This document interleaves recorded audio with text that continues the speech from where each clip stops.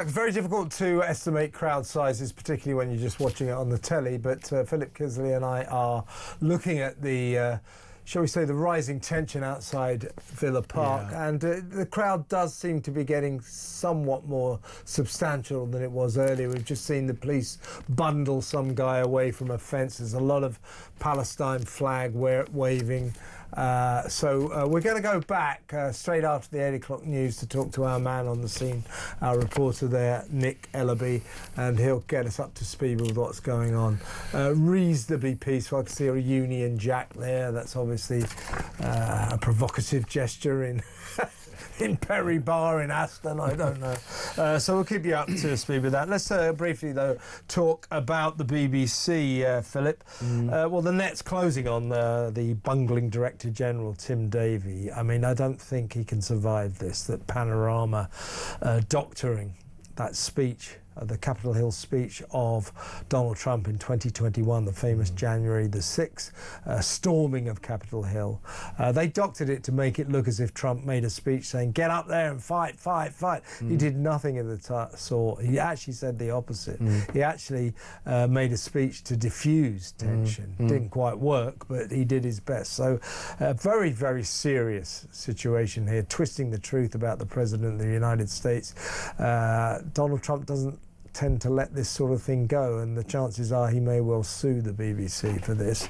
And the Director-General, Tim Davie, I think will have to go after Gary Lineker, Hugh Edwards, the Gaza documentary, and of course the Bob Villain at Glastonbury. He's going to have to go. Well, I say he's going to have to, who knows? You know what happens at the BBC when there's, in times of real trouble, deputy heads roll. But the head of news, Deborah Turnis, as well, is in the firing line due to the years of really biased reporting on Gaza. Very, very pro-Palestine, bitterly anti-Israel. Lots and lots of questions to ask there. Breaking news up in Aston Villa, there's been 6 arrests so far, so it's beginning to kick off. As I say, I don't want to sound like I want it to kick off. I mean, I'm looking at it now. It seems kind of okay. Lots of people milling around.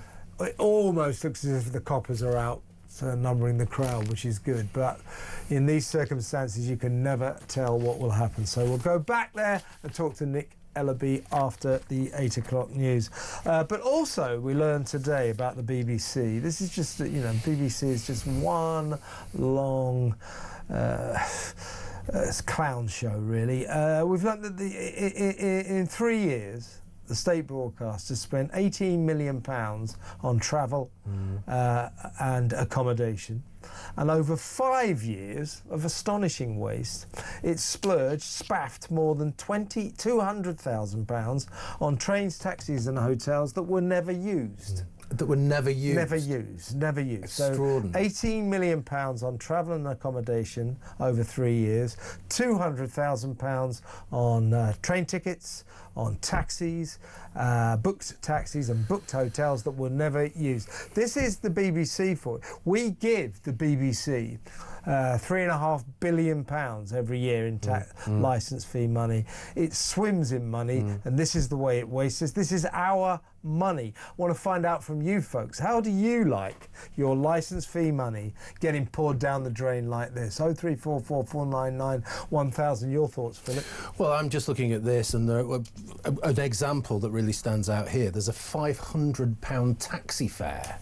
One taxi fare for £500 from Salford to Oxford. Now, they could have jumped on the train. My thoughts are that you shouldn't pay the TV licence because they are working towards you. And I'm putting together these two stories. I'm looking at this gross anti-Semitism right across the Aston area of Birmingham, and I'm connecting it to the BBC because they publish and broadcast anti-Semitism time and time again. They do. You know, so you can't disassociate these things.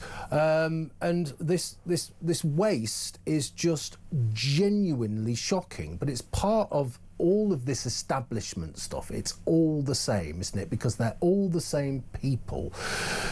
working class kids don't tend to go to university anymore, right? So they don't get on the BBC training schemes anymore. The people who go to work for the BBC are all the same kinds of people, the Ponsonby Smythes, I call them, the chattering classes, the upper classes. They're exactly the same kind of people who go into this media, and they live in this bubble, this identitarian bubble that is obsessed with race, that is obsessed with gender, obsessed with sexuality, and obsessed with Israel. So all of this stuff is linked, and the BBC actually is at the heart of it. It's like the civil service, it's part of the blob, and they are working against us, and the irony is we have to pay for it. Well, still with the BBC, just a brief one, almost funny really. Now, Martine Croxall is a newsreader who in the past, she's quite a sort of left-wing activist. I haven't particularly taken kindly to. She once was in big trouble because when I think it was at the point when Boris Johnson actually stepped down as Prime Minister, she went on screen all like that. This is the BBC. She literally celebrated the demise of political demise of Boris Johnson. So I haven't particularly liked her, but I like her here, and she's in trouble again. The BBC has upheld 20 impartiality complaints over the way presenter Martine Croxall altered a script she was reading live on the BBC News channel, which referred to pregnant people. She's a woman, I think she thinks, and I'm with you, Martine, if you're watching, she thinks pregnant people is sexist against women, you know, biological females, women. So when she was presented with a script introducing an interview about research on groups most at risk during heat waves, this quoted a release from the London School of Hygiene and Tropical Medicine. She was halfway through. She said, Malcolm Mystery, who was involved in the research, says that aged pregnant people, and I remember I've seen this, and she went pregnant people like that, and then she went women, and those with pre-existing health conditions need to take precautions. 20 complaints came in about her disdain for the term pregnant people and pulling her face. She's been found. The complaints, 20 impartiality complaints, have been upheld against Martine Croxall, a woman who took offence, who decided to say, I'm not going to say pregnant people, I'm going to say women. And when made to say pregnant people, went, just as I would, to be honest with you.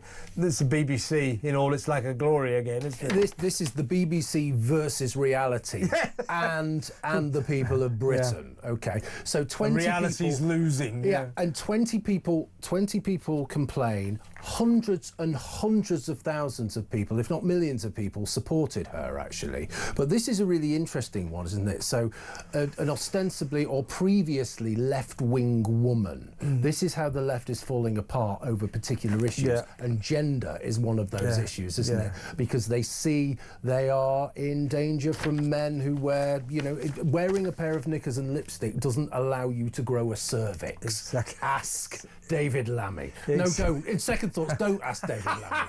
Don't ask David Lammy. He's the last person he you won't want to ask. know. He just won't know. But look, here's to you, Martine Croxall. I think you did the right thing. You know, you stood up for women. They're not pregnant people. They're pregnant women. People, men don't get pregnant. All right. That's ridiculous. So here's to you, Martine Croxall. Just a quick sort of news item before we go to break, because I want to talk about the migrant crisis is back, by the way. Big number of cross-channel boats today. We'll talk about that in a minute. Lisa Nandy, the Culture Secretary, they're calling this own goal. Lisa broke the rules by failing to declare that a top football regulator boss that she appointed gave her £2,900 as part of her campaign before she appointed him. So basically an ethics probe has found that Lisa Nandy breached the governance code by failing to declare that David Cogan had given £2,900 to have failed £2,900 to have failed party leadership campaign.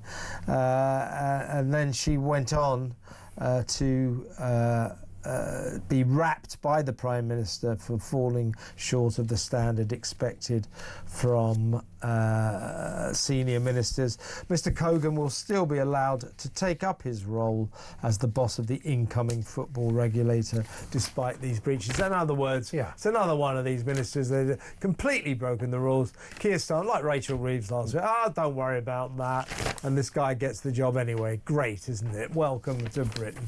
No accountability for anything ever. That's one of our problems. Let's go to break, and when we come back we'll talk about the cross-channel small boat crisis, because it's back in business. 2 weeks of total inactivity. Today the channel apparently like a mill pond, and guess what? Another armada of illegal migrants crossed the channel and will by now no doubt be settling into their 4-star hotels.